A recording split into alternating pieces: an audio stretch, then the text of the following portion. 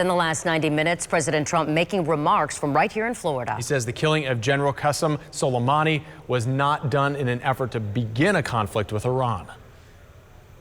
We took action last night to stop a war.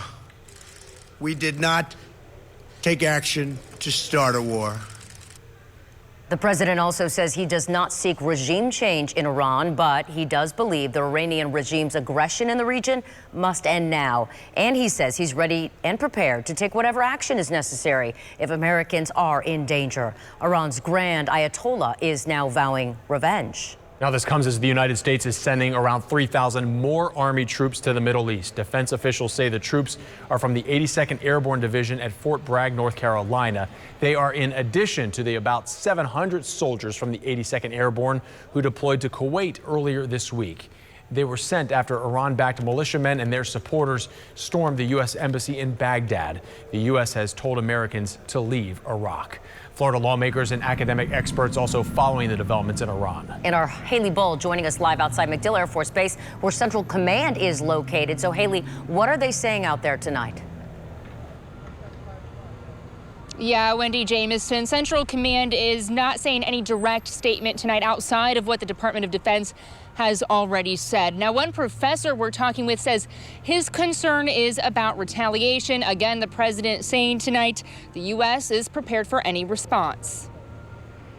While Floridians eye rising tensions between the United States and Iran, they should care about because it's our foreign policy. Political experts weighing in on the significance of the death of Iranian General Qasem Soleimani. Some people said, well, he's as important as Osama bin Laden or al-Baghdadi, the head of ISIS.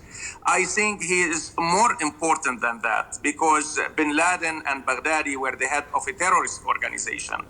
He was an integral part of the Iranian regime. Dr. Robert Rabil, a professor of political science at Florida Atlantic University. He specializes in the Middle East, having studied and written about Iran. I think that we are going to see more problems in Iraq for us.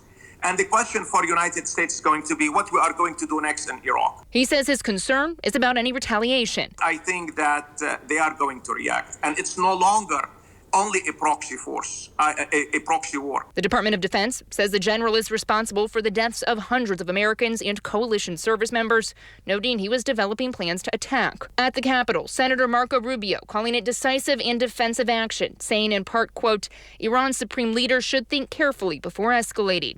And Senator Rick Scott saying no one wants more war, but, quote, let us remember the lives that were lost at the hands of the school and the justice that was served. Now, we also reached out to MacDill Air Force Base. They tell us the safety and security of its employees and their families is a top priority. We'll continue to follow any developments. Reporting live in Tampa, Haley Bull, ABC Action News. Haley, thank you. Meanwhile, we'll keep you updated on any new developments on this story, both on air and through our free mobile app. You can also get updates on our website right here at abcactionnews.com. Jamison?